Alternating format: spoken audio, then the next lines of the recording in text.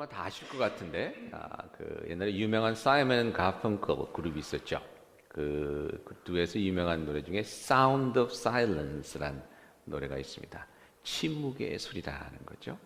그러니까 침묵하온다는데 소리가 들린다는 겁니다. 그 노래 역사를 보니까 1964년도에 그 전에 쓰여지긴 했지만 64년도부터 이제 그 유명해지기 시작했는데요. 재밌더라고요. 그 노래 역사가 처음에 발표했을 때는 아무도 안 들어서 그냥 뭐 다 포기했는데 나중에 그게 또 이렇게 유명해졌는데 인기를 끌게 됐는데 그때 아무래도 베트남 전쟁이 시작되면서 이제 반전 운동이 이렇게 시작되고 히피 문화 이런 게 시작됐던 때입니다. 그래서 아마 그런 그 원래 의도는 그런 것이 아니었는데 노래를 그때 부른 젊은이들의 이들이 그 노래에 부여했던 의미는 뭐냐면 소리를 내지 않는 한국말로 민중이라고 그러죠. 민초들의 소리를 들을 수 있어야 한다. 참 고통받고 어려운 가운데 있는 그런 사람들의 소리를 들어야 하지 않겠느냐라는 그런 그 마음을 가지고 그 노래들을 많이 불렀던 것 같습니다. 그래서 가사에 보면 또 뭐 아무튼 그 반전 운동 이런 거 이렇게 연관을 지을 수 있는 그런 내용들이 많이 있고요. 침묵의 소리, 소위 말해 소리를 내지 못하는 사람들의 소리를 듣는 거 참 중요한 것 같습니다. 특별히 국가 지도자, 또 침묵 가운데 있는 백성들의 소리를 들을 수 있어야 하죠. 듣기 싫다고 침묵을 강요할 때, 특히 반대하는 그런 소리들을 침묵하려고 할 때 그것이 결국 독재 국가로서 되는 것 아니겠습니까? 특별히 약자, 소리를 내지 못하는 이들의 소리에도 귀를 기울이는 것 참 중요한 것 같습니다. 소식을 들으셨는지 모르지만 한국에서 이름이 생각이 안 나요. 백남기인가? 백남 혹시 기억나시는 분 있어요? 그 1년 전에 데모하다가 물대포를 맞아서 한 300여일 동안 그 코마 상태에 있다가 지난주에 그분이 사망했습니다.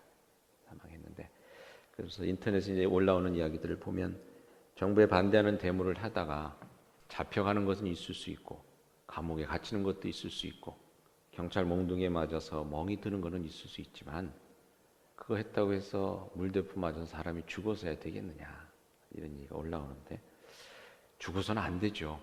소리를 들을 수 있는 그런 지도자들이 됐으면 하는 그런 생각을 해봅니다. 교회에서도 보면 조용한 분들이 있습니다. 말을 안 하는 분들이 있습니다. 말이 없으시고 늘 조용한 분들, 일부 예배에 나오시는 분들이 되게 이제 그런 분들입니다. 조용히 계시는 분들인데 그렇다고 우리도 생각하기에 저분들은 말이 없으니 모든 것에 교회에 대해서 무슨 불만이나 뭐 의견이나 이런 게 없으시겠구나라고 생각하는데 제가 목회를 한 20년 넘게 하다 보니까 그렇지 않은 것 같아요. 말이 없다고 생각이 없는 것은 아닙니다. 다 생각이 있죠. 말을 안 할 뿐이지. 그래서 그런 분들의 의견도 이렇게 듣는 것이 참 중요한 것 같아요. 나중에 이제 안 듣다 보면 이게 폭발을 하게 되는데 지난주에 재직기를 하면서도 4부 예배에 대한 얘기를 나누다가 많은 분들이 이제 걱정하고 근심하는 그런 이제 얘기를 이제 듣게 됐습니다. 그런 얘기들 저희들이 들을 수가 있어야 하죠. 모른다고 뭐 이렇게 묵살하기도 안 되고 그런 것들 함께 공유하면서 같이 놓고 기도하면서 나아갈 때에 귀한 믿음의 공동체가 될 수 있으리라고 생각합니다.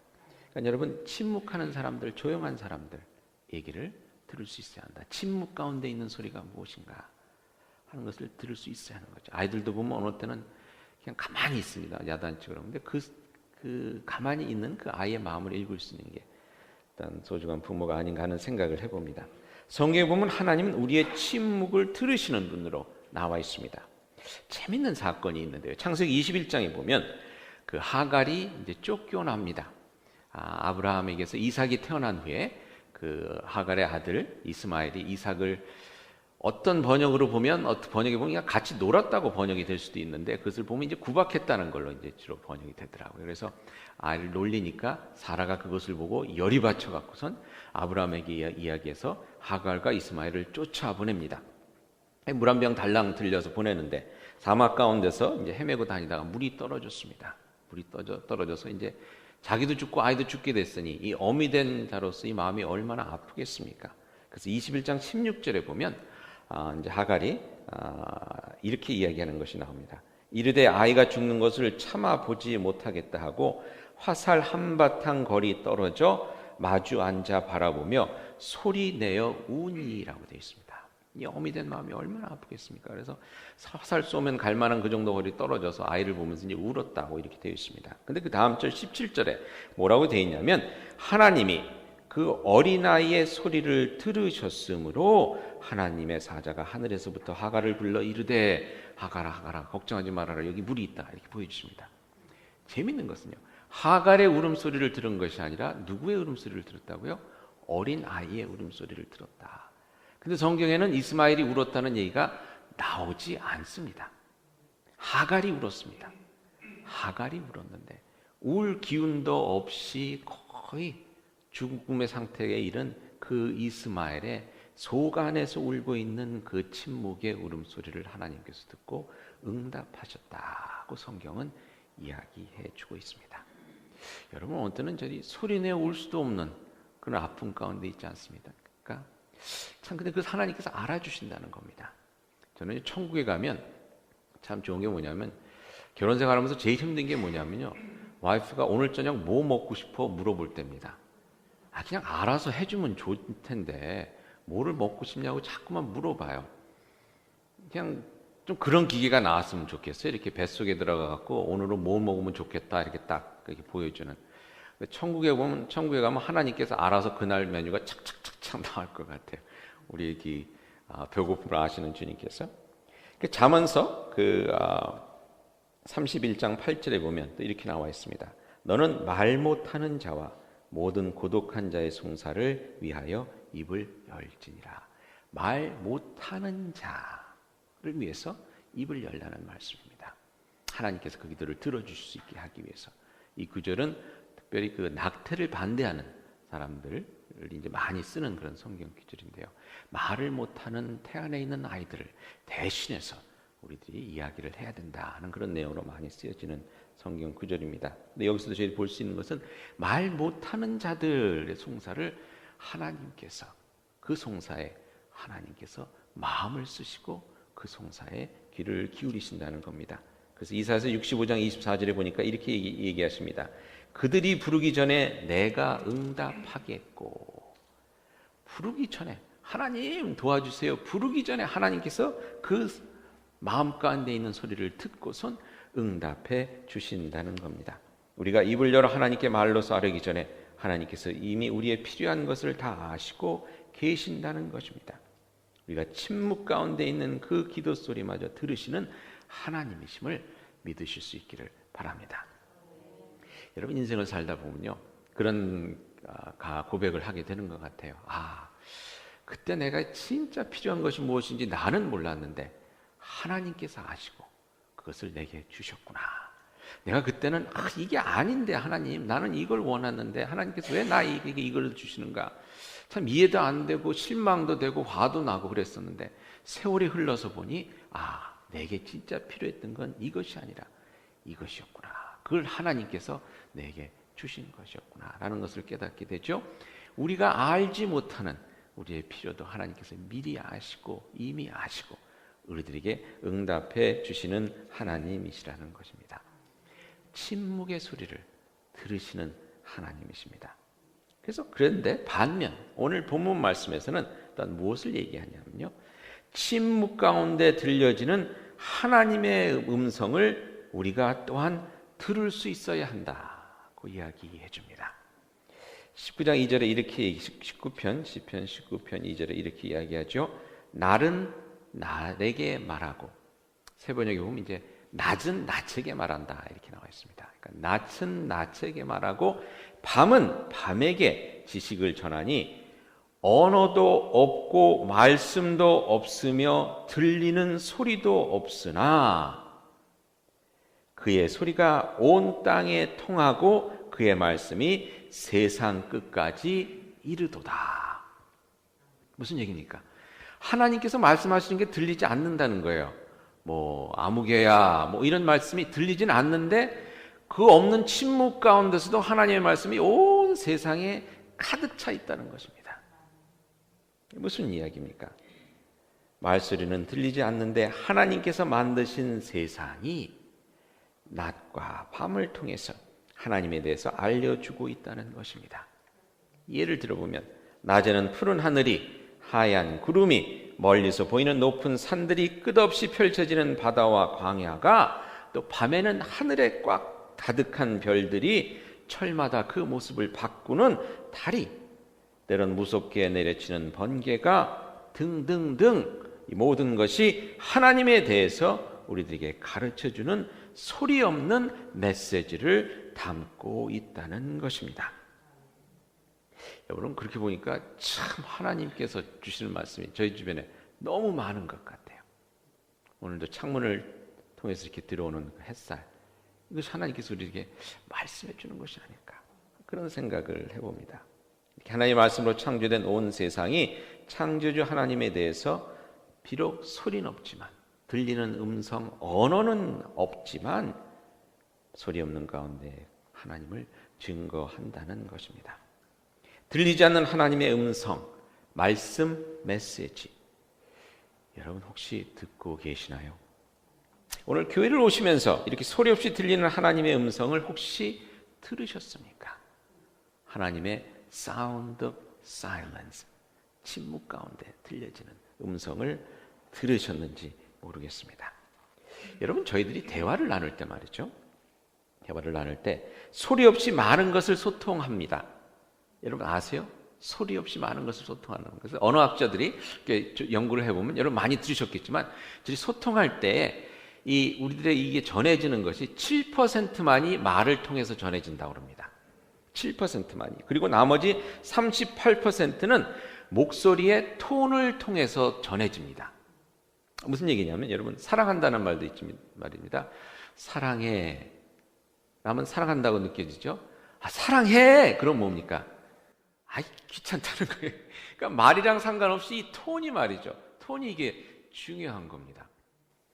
한 번은, 전에도 한번 그 말씀 드렸는데, 한 번은 요즘 그 의사들이 말이죠. 의사들이 이 malpractice, 그러니까 실수해갖고 의료 사고를 내고 이래서 이걸로 통해서 수를 당하는, 고소를 당하는 게 엄청 많답니다. 그래서 아무튼 이거 갚느라고 이것 때문에 의사를 안 하는 사람들이 요즘 많이 생긴다고 그러는데요.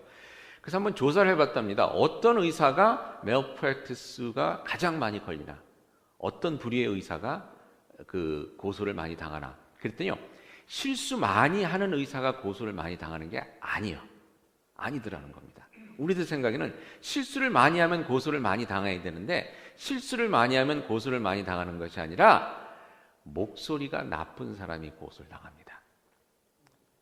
그러니까 그 환자를 대할 때 이렇게 따뜻한 목소리로 따뜻하게 이렇게 대해주는 의사는 실수를 많이 해도 고소를 많이 당하지 않고요. 아무리 실력이 좋아도 딱딱하게, 환자들에게 딱딱하게 대하고 불친절하게 대하는 사람들은 고소를 많이 당한다는 거예요.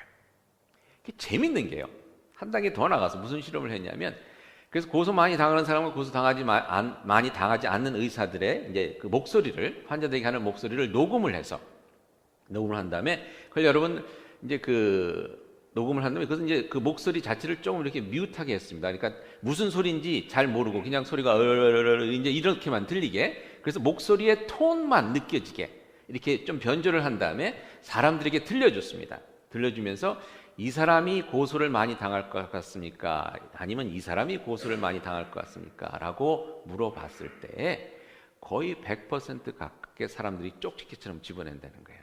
이 사람이 고소를 많이 당할 것 같습니다. 근데 실제로 그 사람이 그런 거예요. 근데 그런 의사의 차이점은 뭐냐면, 목소리 톤이 친절하지 않았다는 겁니다. 여러분, 한국말에 그런 말이 있지 않습니까? 말 한마디에 천냥빚 갚는다. 근데 그 말 한마디가 말을 잘해서겠습니까? 그 말 속에서 묻어나는 마음이 또 전해져서이겠습니까?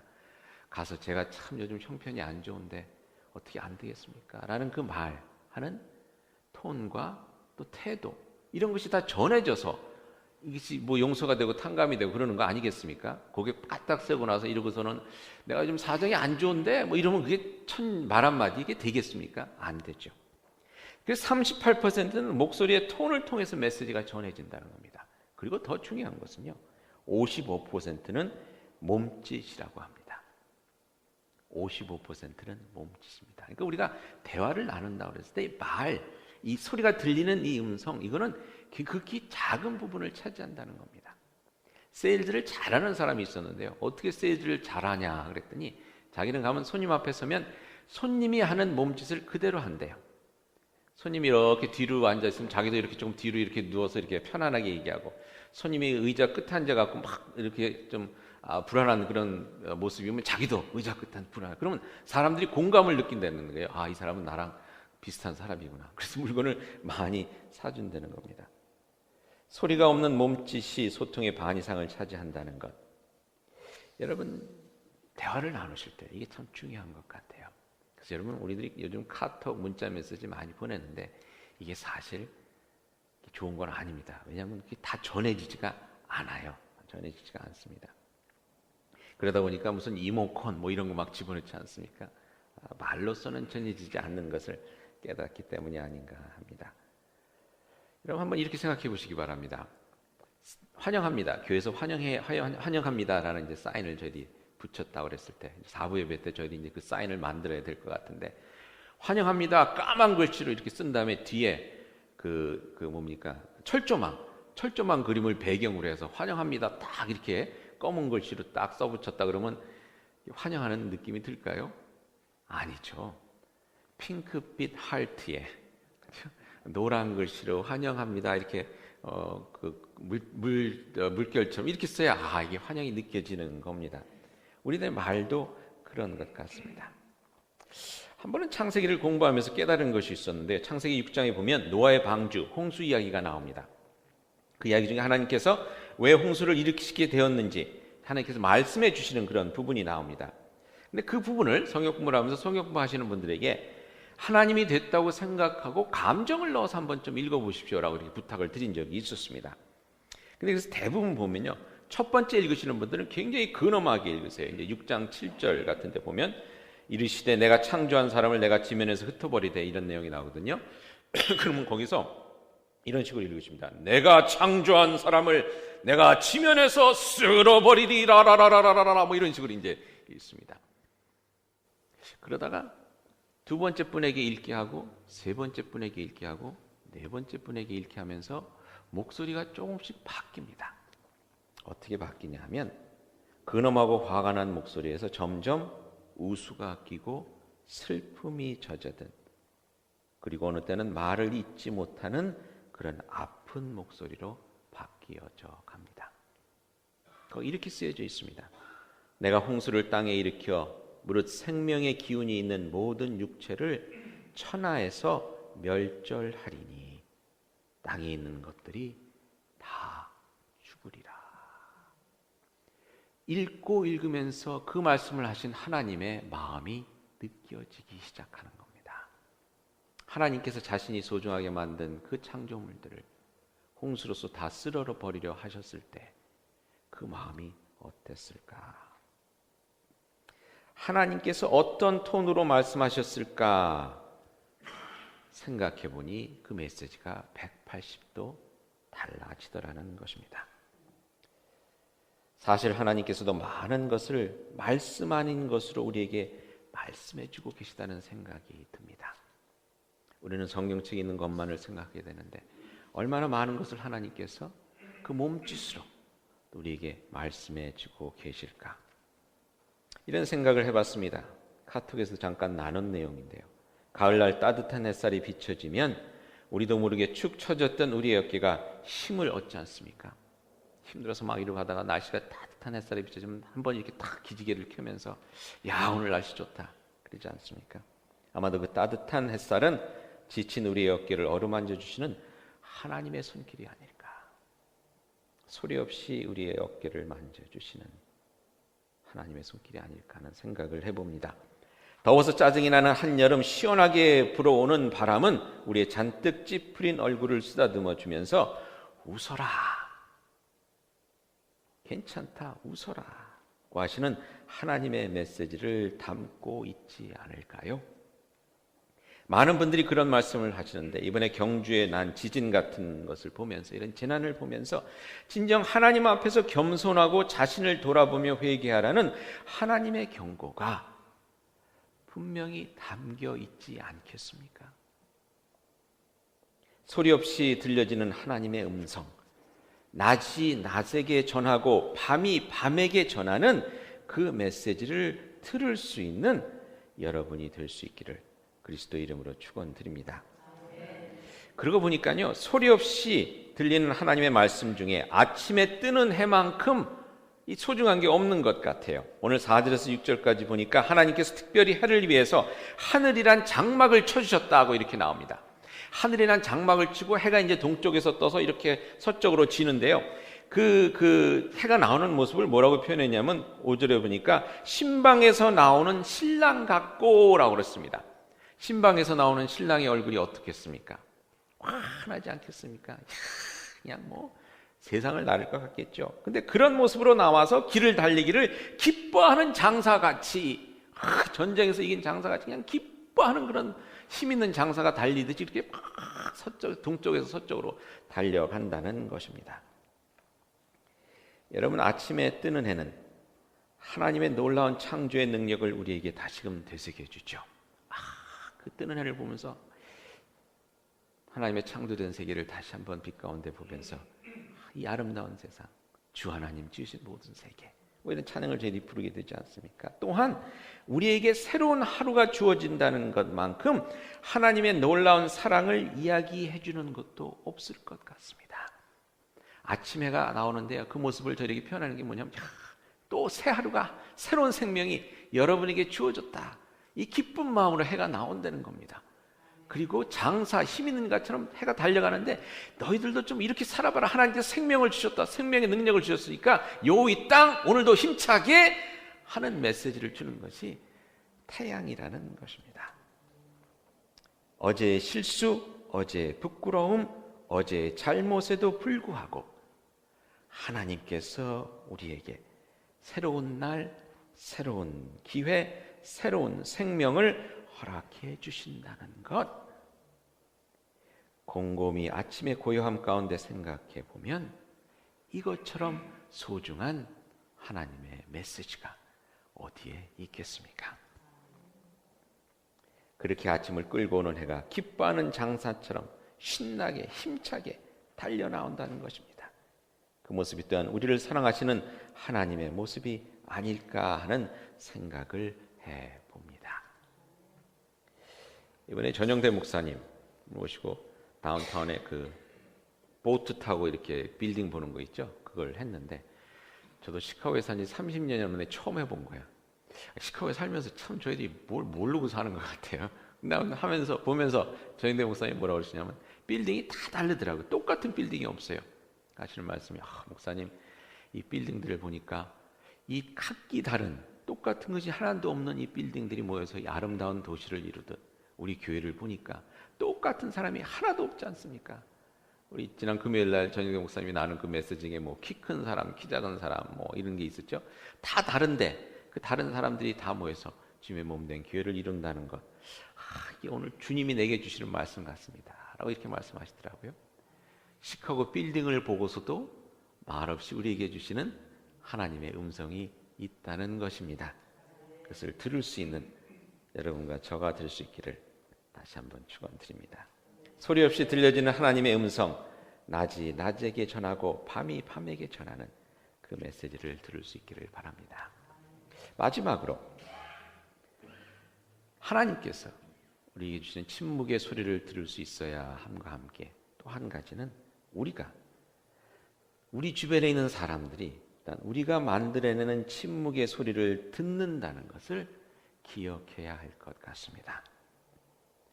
전영대 목사님께서 얼굴로 전도한다 하신 말씀이 제가 이렇게 마음에 와닿더라고요. 얼굴로 전도한다, 그렇게 말씀하지 않았습니까?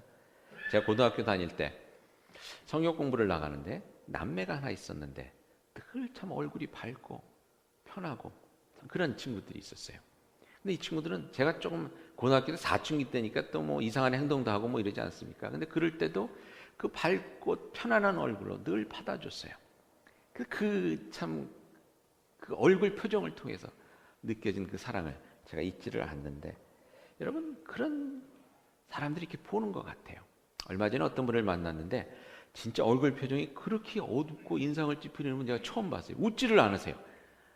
웃지를 않으세요. 그러니까 제가 그러면서 무슨 생각이 드냐면, 아, 저런 분은 우리 교회 안 왔으면 좋겠다. 죄송한 얘기지만. 왔다간 이게 저희 교회 있는 분들도 다 떠날 것 같아요. 근데 여러분 40이 되면 어떻게 해야 된다고 그랬죠?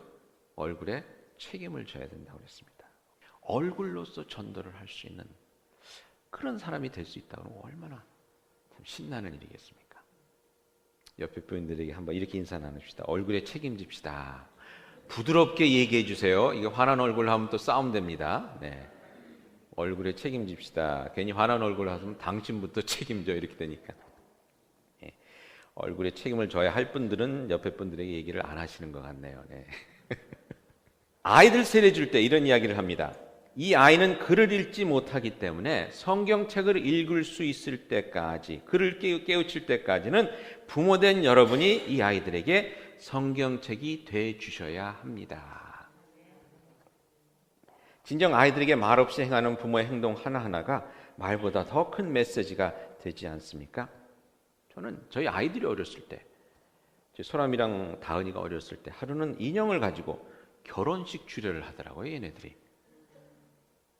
그래서 now you're my husband and wife. 그리고 마지막에 하는 말이 생각이 안 났나 봐요. 그래서 뭐라 하면 now you will live happily ever after. 이렇게 딱 결혼식을 끝내던데, 제가 그걸 보면서 그냥 심장이 철렁 가라앉았습니다. 야, 애들이 이걸 보고선 그대로 하는구나. 그대로 하는구나. 이번에 김준일 전도사님 소개서에 목사서전을 보셨지만 아버지에 대한 예가 이렇게 많이 나오더라고요. 아버지를 통해서 배우고 아버지를 통해서 이렇게 하고. 제가 이제 보겠습니다. 아버지만한 전도사님인지 이제 그대로. 그걸 보면서 많이 부끄러웠어요. 우리 아이들은 어떻게 생각할까? 한 번은 우리 아이들이 엄마한테, 그러니까 제 와이프한테 막 짜증을 많이 내더라고요. 우리 와이프가 얼마나 착합니까? 밥도 잘해주고 이러는데 괜히 아무것도 아닌 거고 짜증을 내요. 그래서 이놈의 새끼들, 니네 엄마한테 그러는 거 아니야. 그래서 야단을 치고 나서 방에 가서 곰곰이, 애들이 왜 그럴까? 곰곰이 생각해 보니까 우리 와이프한테 짜증을 누가 제일 많이 내냐면 제가 제일 많이 내요. 그러니까 제가 제 와이프한테 하는 모습을 보고 아이들이 엄마한테 하는 거더라고요. 여러분, 그런 일이 참 많이 있습니다. 근데 이 이야기는 어린 아이를 가진 부모에게만 해당되는 것이 아니라 우리 모두가 세상을 향해서 가져야 하는 책임감을 이야기해 주고 있습니다. 우리 모두는 세상을 향한, 세상 사람들을 위한 성경책입니다. 왜? 그 사람들이 성경을 안 읽으니까.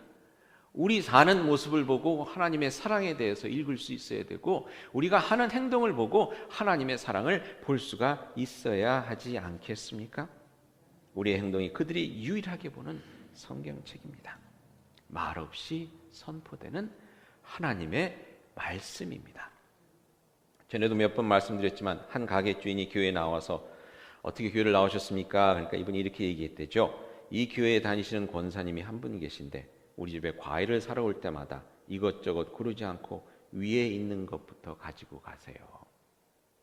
다른 사람들은 자기가 맛있는 거 골라 그냥 막 과일들 다 뒤집어 엎어놓는데 위에 있는 거를 그냥 썩었던 좀 색깔이 바랬던 이를 잘 갖고 가시는 그 모습 속에서, 야, 예수 믿는 사람은 저런 거구나. 그리고 또 가게 주인은 그랬대죠. 교회를 어떻게 나오셨어요? 그랬더니 이 교회 사람들은 외상값을 잘 갚아요. 외상값을 잘 갚아요.